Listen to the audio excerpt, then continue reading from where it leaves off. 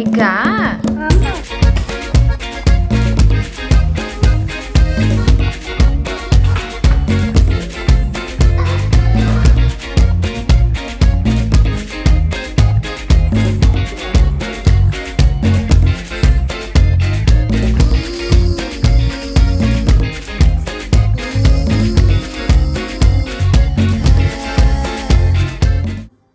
எல்லாருக்கும் வணக்கங்க. எல்லோரும் எப்படி இருக்கிறீங்க? நாங்கள் ரொம்ப நல்லா இருக்கிறோம். என்னோடய சேனலை சப்ஸ்கிரைப் பண்ண எல்லாருக்குமே ரொம்ப ரொம்ப நன்றி. ஸோ நாங்கள் வந்து நியூ ஹவுஸ் மூவ் ஆகிருக்கோம் அப்படின்னு சொல்லிட்டு லாஸ்ட் வீடியோவில் நான் சொல்லியிருந்தேன். நிறையா பேர் கேட்டிருந்தீங்க, இது ஓன் ஹவுஸா ரெண்டல் ஹவுஸா அப்படின்னு சொல்லிட்டு. எங்களுக்கு வந்து இது வந்து ரெண்டல் ஹவுஸ். இதுக்கு முன்னாடி அப்பார்ட்மெண்ட்டில் இருந்தோம். இது வந்து இண்டிவிஜுவல் டவுன் ஹோம் மாதிரியான ஒரு கம்யூனிட்டி.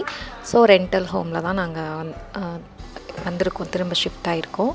ஸோ இது காலையில் வந்து எந்திரிச்சிட்டு அன்றைக்கி இது ஃபஸ்ட்டு வீலாக் வந்து ஸ்கூல் பசங்க கிளப்புறது. அதனால் வீடு ஷிஃப்ட் பண்ணோடனே 2 நாள் வேகமாக கிச்சனை மட்டும் செட் பண்ணிக்கணும் அப்படின்னு சொல்லிட்டு கிச்சனை ஃபுல்லாகவே நான் செட் பண்ணிட்டேன்.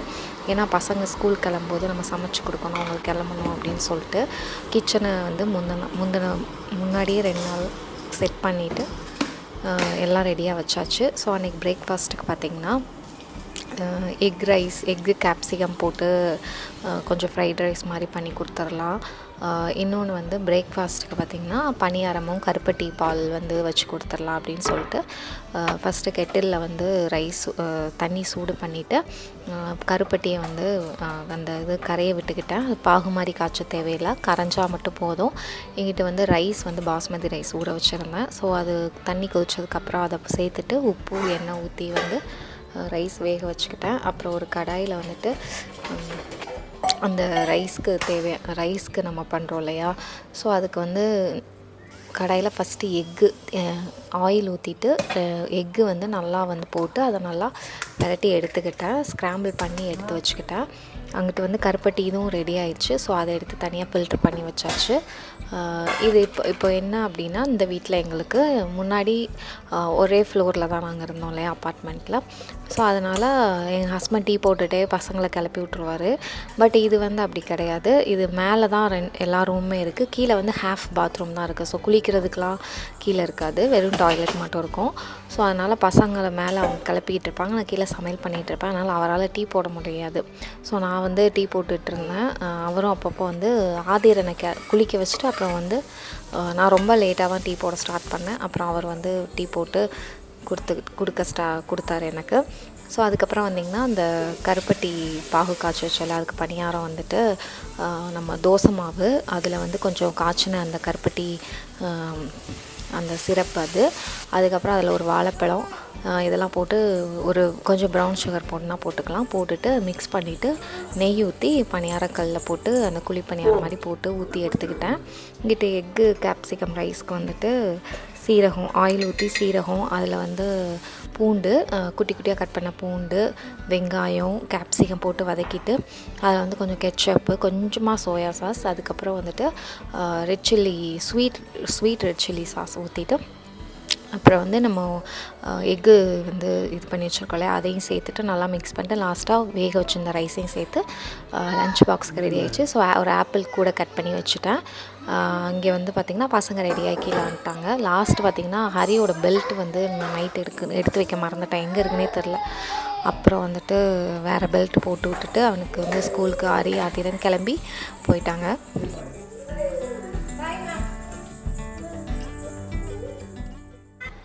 ஸோ இங்கே என்ன ஒரு நல்ல விஷயம் அப்படின்னா, அங்கேயும் பண்ணியிருக்கலாம் இது, பட் ஆனால் அது கீழே இறங்கி வந்து நம்ம பாய் சொல்லணும். இது பார்த்திங்கன்னா நம்ம வெளியே வந்துட்டு சும்மா பாய்க்கு சொன்னாலே போதும், அவங்க ஸ்கூல் கிளம்பி போகிறப்போ அந்த ஒரு இது நல்லா இருந்தது. வெளியே வர வந்துட்டு அவங்கள அனுப்பி விடுறது. அதுக்கப்புறம் பார்த்திங்கன்னா நான் வந்து அந்த டீ வந்து அந்நேரம் குடிக்கலைன்னா கொஞ்சம் பரபரப்பாக இருந்தது. அந்த ஃபஸ்ட் டே அந்த வீட்டில் ஸ்கூலுக்கு கிளப்புறது, அதனால அந்நேரம் குடிக்கல. மேக்ஸிமம் எப்போயுமே இவங்களை ஸ்கூலுக்கு அனுப்பிட்டு அப்பாடின்னு உட்காந்து சோஃபாவில் அதுக்கப்புறம் தான் உட்காந்து டீயை சூடு பண்ணி குடிப்பேன். பொறுமையாக டீ குடிப்பேன்.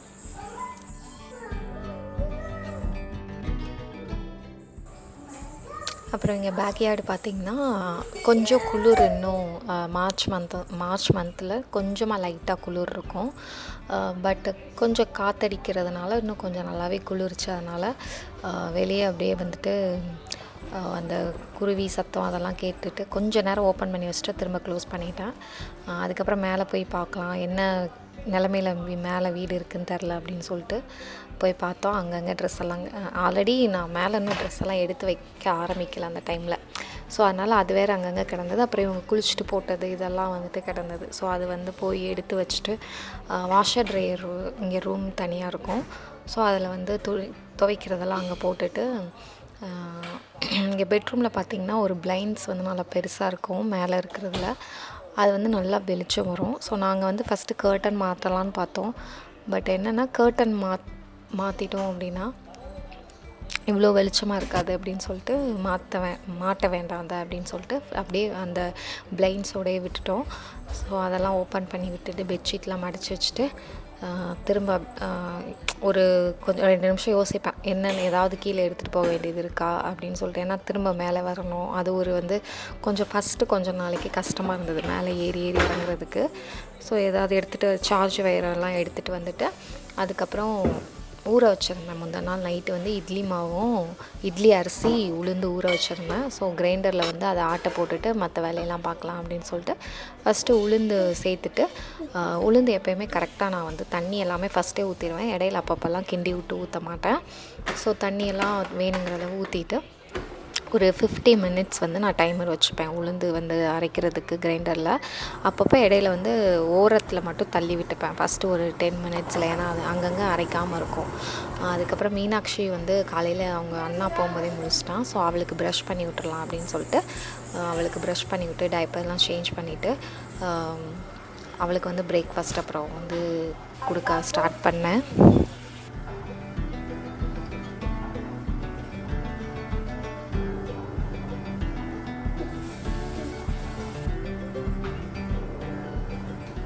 ஸோ அதுக்கப்புறம் எங்கள் ஹஸ்பண்ட் வந்து கரெக்டாக ஒரு 7:30 வீட்டிலேருந்து கிளம்புவாங்க. 2 பேரையும் விடுறதுக்கு வேறு ஸ்கூல் அப்படிங்கிறனால ஒரு 8:15க்கு வீட்டுக்கு திரும்ப வந்துடுவாங்க.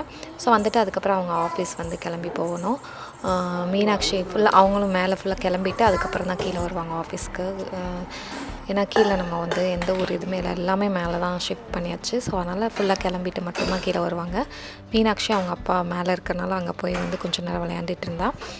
இருந்ததுக்கப்புறம் பார்த்திங்கன்னா உளுந்து வந்து ரெடி ஆயிடுச்சு, 50 மினிட்ஸ் ஆச்சு. ஸோ அதை எடுத்து ஒரு பெரிய பாத்திரத்துக்கு மாற்றிக்கிட்டேன். அதுக்கப்புறம் அரிசி வந்து ஊற வச்சுருந்தேன் இல்லையா அது. ஸோ நான் எவ்வளோ ஊற வச்சுருந்தேன் அப்படின்னு பார்த்திங்கன்னா 6 கப்பு ரைஸு 1.5 கப்பு உளுந்து ஊற வச்சுருந்தேன். இதில் எதுவுமே நான் ஆட் பண்ணலை.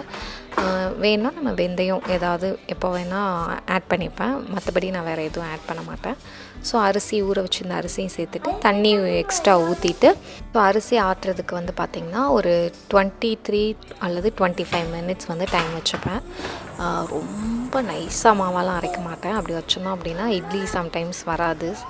ஸோ அதனால் கொஞ்சம் லைட்டாக ரவையோடு கொஞ்சம் லைட்டாக குறைன்னு இருக்கிற மாதிரி அந்த மாதிரி ஒரு கன்சிஸ்டன்சியில் அரைச்சிப்பேன். அடுத்து பிரேக்ஃபாஸ்ட்டு பார்த்திங்கன்னா தோசை விட்டுட்டு தேங்காய் சட்னி வச்சுக்கலாம் அப்படின்னு சொல்லிட்டு தேங்காய் சட்னி அரைச்சாச்சு. ஸோ தோசை அப்புறம் பொடி வீட்டில் ஊர்லேருந்து வந்த இட்லி பொடி இருந்தது, அதை வச்சு நாங்கள் அன்றைக்கி பிரேக்ஃபாஸ்ட் வந்து சாப்பிட்டோம்.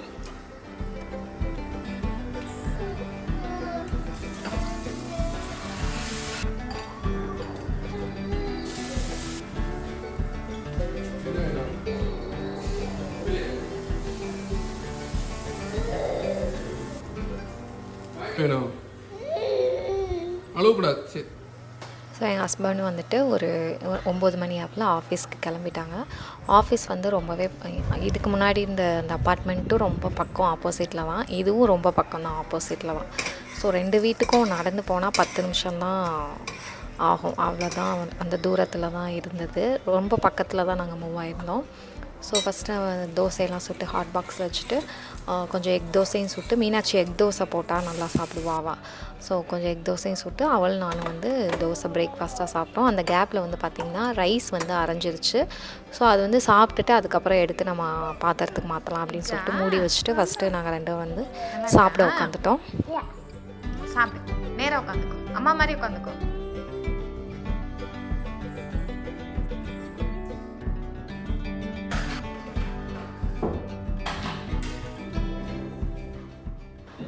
ஸோ சாப்பிட்டு முடிச்சதுக்கப்புறம் அந்த அரிசி வந்து ஆஃப் பண்ணி வச்சுருந்தேன் இல்லையா, அரிசி அரைச்சது அதை வந்து எடுத்து அந்த உளுந்தோடு சேர்த்து மிக்ஸ் பண்ணி கொஞ்சம் தண்ணி எக்ஸ்ட்ரா அந்த கிரைண்டரில் ஊட்டி இருக்கிற மாவெல்லாம் எக்ஸ்ட்ரா தண்ணி ஊற்றி கழுவி அதையும் சேர்த்துட்டு உப்பு போட்டு மாவை நல்லா மிக்ஸ் பண்ணிவிட்டு இந்த பாத்திரத்தில் அப்படியே வச்சோம் அப்படின்னா பொங்கி கீழே விழுந்துடும். ஸோ இன்னொரு பாத்திரத்துக்கு வந்து நான் கொஞ்சம் மாவு வந்து மாற்றி எடுத்துக்கிட்டேன். அப்படின்னா தான் வந்து கீழே பொங்கி விழாமல் இருக்கும் அப்படின்னு சொல்லிட்டு.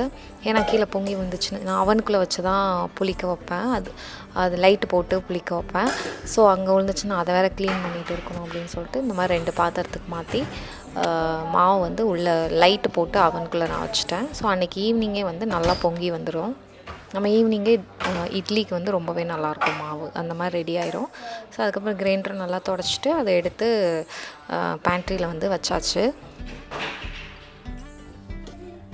அதுக்கப்புறம் அந்த இடத்த வந்து லைட்டாக அப்படியே க்ளீன் பண்ணி விட்டுட்டு அந்த ஐலாண்டை பாத்திரத்தெல்லாம் கழுவி வச்சிடலாம் அப்படின்னு சொல்லிட்டு. ஏன்னா காலையில் சமைச்சது, ஸ்கூலுக்கு அந்த கிளப்பி விட்டு வந்தது, அப்புறம் நாங்கள் சாப்பிட்டது எல்லாமே பாத்திரம்லாம் ஃபுல்லாகிடுச்சு. ஸோ கழுவி வச்சிடலாம் அப்படின்னு சொல்லிட்டு ஆல்ரெடி டிஷ் வாஷர் நைட்டு ஓட விட்டுருந்தேன்.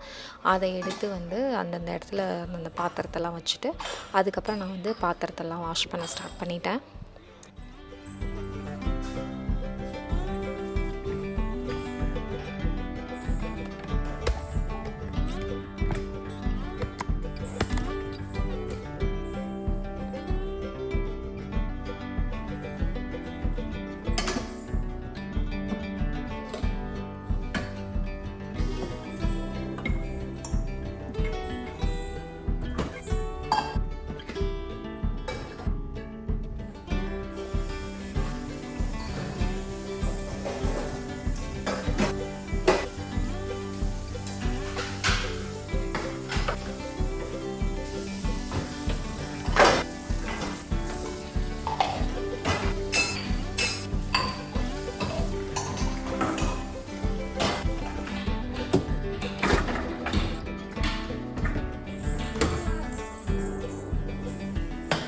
ஸோ பாத்திரமெல்லாம் கழுவி முடிச்சாச்சு. நெய் வந்து காலி ஆயிடுச்சு. ஸோ நெய் காய்ச்சி வச்சிடலாம் அப்படின்னு சொல்லிட்டு நெய் வந்து இந்த காஸ்கோவில் வேணாம் ஐரிஷ் பட்டர் தான் எப்போயுமே வந்து நெய் காய்ச்சறதுக்கு யூஸ் பண்ணுவேன். ஸோ அந்த பட்டர் ரெண்டு பிளாக் வந்து போட்டு நெய் காய்ச்ச வந்து ஸ்டார்ட் பண்ணிட்டேன். அப்புறம் வந்து அந்த நெய் ஆல்ரெடி ஊற்றி வச்சுருப்பேன் அந்த பாட்டிலை நல்லா தண்ணி இல்லாமல் சுத்தமாக க்ளீன் பண்ணிவிட்டு நெய் காய்ச்சினதுக்கப்புறமா அந்த சூடு கொஞ்சம் ஆறுனதுக்கப்புறமா வெதுன்னு இருக்குல்லையா அந்த ஹீட்டில் வந்துட்டு நான் பாட்டிலுக்கு மாற்றி க்ளோஸ் பண்ணி வச்சாச்சு. ஸோ நெய் காய்ச்சறதும் அந்த வேலை முடிஞ்சிருச்சு. அதுக்கப்புறம் சமைக்கிறதுக்கு தேவையான காய்கறி இது எல்லாத்தையுமே எடுத்து வெளியே வச்சுக்கிட்டேன்.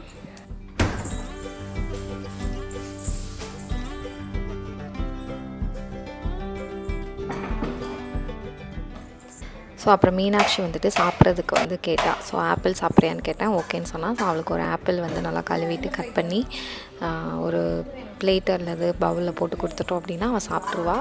ஸோ அவள் வந்து இந்த பிளேட்டு கேட்டால் நான் ஃபஸ்ட்டு அது வந்து கொடுக்க மாட்டேன்னு சொல்லிட்டு பிளாஸ்டிக் பிளேட் எடுத்தேன். அது வேண்டான்னு சொல்லிட்டா. அப்புறம் இந்த பிளேட்டு தான் வேணும்னா. ஸோ அதனால் அவள் கேட்ட பிளேட்லேயே வந்து ஆப்பிள் எடுத்துகிட்டு ஒரு சேரில் உட்கார வச்சிட்டேன். அவளும் வந்து அதை வந்து ஆப்பிள் சாப்பிட்ருவா. அதுக்கப்புறம் ரைஸுக்கு வந்து பாத்திரத்தில் வடிப்பேன் இல்லையா, அதனால் தண்ணி பிடிச்சி தண்ணி வந்து கொதிக்க வச்சாச்சு. ஸோ இந்த அடுப்பு வந்து நல்லா கொஞ்சம் சூடாகிடுது. என்ன ஒன்றா நம்ம பார்த்துக்கிட்டே இருக்கணும், ஏன்னா கீழே அடி பிடிக்க சான்ஸ் இருக்குது இந்த இண்டக்ஷன் ஸ்டவ்வில். ஸோ அதுக்கப்புறம் பார்த்திங்கன்னா ரைஸ் எடுத்து நல்லா அதை 2-3 தடவை நல்லா வாஷ் பண்ணிவிட்டு ரைஸையும் நான் எடுத்து ஊற வச்சிட்டேன்.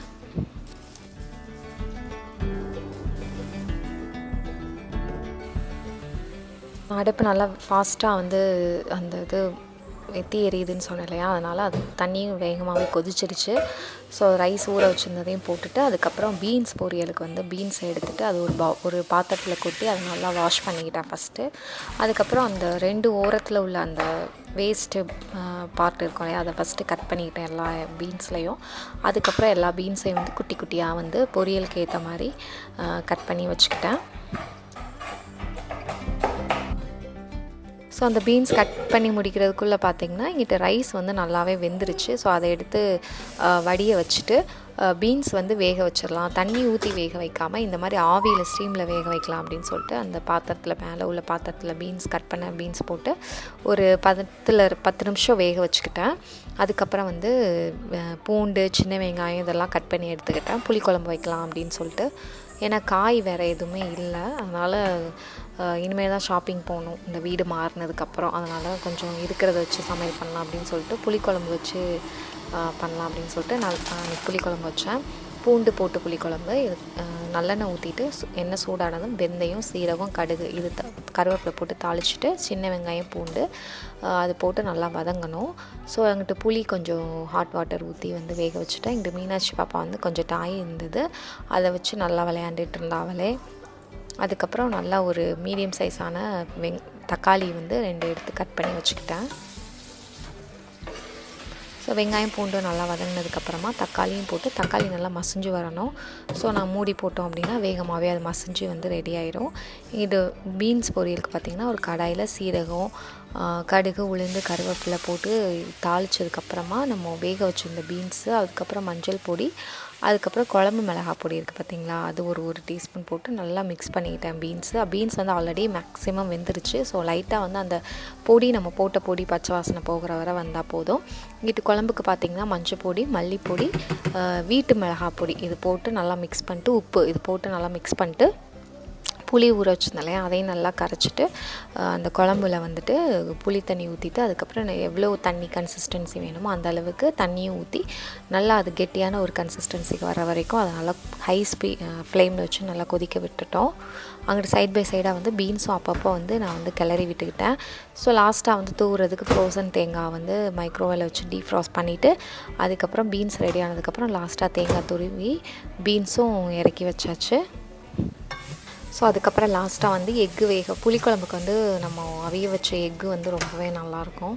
ஸோ எக்கு வேக வச்சலாம் அப்படின்னு சொல்லிட்டு எக்கு வேக வைக்கிற மிஷினில் வந்துட்டு இந்த மாதிரி ஒரு மெஷரிங் கப் கொடுப்பாங்க. அது வந்து ஹாட் பாயிலாக வருமா இல்லை லைட்டாக பாயில் பண்ணால் போதுமா, அந்த மாதிரி ஒரு ஆப்ஷன் இருக்கும். அவ்வளோ தண்ணி ஊற்றுறதுக்கு ஆப்ஷன் அந்த கப்பில். ஸோ அதை பார்த்து நம்ம வந்து தண்ணி ஊற்றிட்டு மூடி வச்சிட்டோம் அப்படின்னா அது டைமுக்குள்ளே வந்து எக்கு வந்து ரெடி ஆயிரும். இங்கிட்டு பார்த்திங்கன்னா குழம்பு வந்து நல்லா அந்த கட்டியாகிற ஸ்டேஜில் வந்துட்டு லைட்டாக வந்து வெல்லம் லாஸ்ட்டாக போட்டோம் அப்படின்னா குழம்பு ரொம்பவே நல்லாயிருக்கும். புளிக்குழம்புக்கு முட்டையும் ரெடி ஆயிடுச்சு. ஸோ அதுக்கப்புறம் புளிக்குழம்புக்கு எக்கோட இன்னொரு பெஸ்ட் காம்பினேஷன் பார்த்திங்கன்னா அப்பளம், வடகம் அந்த மாதிரி. ஸோ என்கிட்ட அப்பளம் இருந்தது, அப்பளமும் பொரித்து நான் எடுத்து வச்சுக்கிட்டேன். எக்கும் வந்து ரெடி ஆயிடுச்சு. ஸோ அதை ஆஃப் பண்ணிவிட்டு அதுக்கப்புறம் வந்து லாஸ்ட்டாக வந்து சாப்பிட்றதுக்கு முன்னாடி உரித்து ஒரு பவுலில் வச்சாச்சு. ஸோ அவ்வளோதான், ரைஸு, அப்பளம், எக்கு, புளிக்குழம்பு, பீன்ஸ் பொரியல். ஒரு வீட்டில் இருக்கிற காயை வச்சு ஒரு கிராண்டான இல்லை பட் நல்லா சாப்பிடக்கூடிய ஒரு லஞ்ச் ரெடி பண்ணியாச்சு. ஸோ எங்கள் ஹஸ்பண்ட் வந்ததும் ஆஃபீஸ்லேருந்து அதுக்கப்புறம் நாங்கள் சாப்பிட்டோம் லஞ்சு. அவருக்கு எப்போயுமே ஒரு 2 கரண்டி தான் நான் ரைஸ் வைப்பேன், மற்றபடி காய் நிறையா சாப்பிடுவாங்க. மீனாட்சி பாப்பா வந்துட்டு சோஃபாலே படுத்து தூங்கிடுவா. அவள் மேலெல்லாம் நான் போய் தூங்க வைக்க மாட்டேன் மதியம் டைமில். ஸோ கீழே படுத்து சோஃபாலே நல்லா தூங்கிடுவா. எனக்கும் தூக்கம் வந்துச்சுன்னா நானும் கொஞ்சம் நேரம் சோஃபாலே அப்படியே படுத்துருவேன். அதுக்கப்புறம் மெயின்டெனன்ஸ் ஆள் சொல்லியிருந்தோம், அவங்க வந்து அந்த கொஞ்சம் ரிப்பேர்ஸ் எல்லாம் பார்த்துட்டு போவாங்க வீட்டில். அப்புறம் ஆதிரன் வந்து பார்த்திங்கன்னா ஸ்கூல்லேருந்து 3 மணிக்கு வந்து எங்கள் ஹஸ்பண்ட் வந்து கூட்டிகிட்டு வந்து வீட்டில் ட்ராப் பண்ணிவிட்டு போயிட்டாங்க. ஸோ அதுக்கப்புறம் நான் அப்படியே வீட்டில் பாட்டு போட்டுட்டு ஒவ்வொரு வேலையாக வந்து ஸ்டார்ட் பண்ணேன். இங்கிட்ட மேலே வந்து டாய் ரூம் ஒரு ரூம் பெட்ரூம், இன்னொரு ரூம் வந்து பசங்க விளையாடுறதுக்கு வச்சிடலாம் அப்படின்னு சொல்லிட்டு நாங்கள் மேலே வந்து ஒரு ரூம் எம்டியாக தான் இருந்தது. ஸோ அங்கே வந்து ஆதிரன் அப்பப்போ போய் விளையாண்டுப்பான், அந்த மாதிரி பண்ணிப்பான். அதுக்கப்புறம் 4 மணிக்கு பார்த்திங்கன்னா ஹரி ஸ்கூல்லேருந்து வந்துட்டான். ஸோ அவன் வந்ததுக்கப்புறம் பார்த்திங்கன்னா அவன் வந்து ட்ரெஸ் சேஞ்ச் பண்ணிவிட்டு லஞ்ச் பாக்ஸ் வந்து சாப்பிட்டியான்னு கேட்பேன். அவன் மேக்ஸிமம் சாப்பிட்டு வந்துடுவான். எப்போயா சாப்பிடாமல் வந்துருந்தான், ஏன் சாப்பிடல அப்படின்னு கேட்டோம் அப்படின்னா டைம் இல்லை அப்படின்னு சொல்லுவான். இல்லை சம்டைம்ஸ் வந்துட்டு ட்ரை ஆயிடுச்சு அந்த மாதிரி ஏதாவது ஒரு ரீசனுக்காக சாப்பிடாம வருவான். பட் மேக்ஸிமம் அவன் சாப்பிட்ருவான் லஞ்ச் நம்ம கொடுத்து விட்டதை. அதுக்கப்புறம் 3 பசங்களையும் உட்கார வச்சுட்டு அவன் குழம்பு வேண்டான்னு சொல்லிட்டாங்க, அதனால் தயிர், எக்கு இதை வச்சு ஊட்டி விட்டேன். ஸோ அவ்வளோதாங்க, இந்த வீடியோ கண்டிப்பாக உங்களுக்கு பிடிச்சிருக்குன்னு நான் நினைக்கிறேன். இந்த வீடியோ எப்படி இருந்தது அப்படின்னு சொல்லிட்டு எனக்கு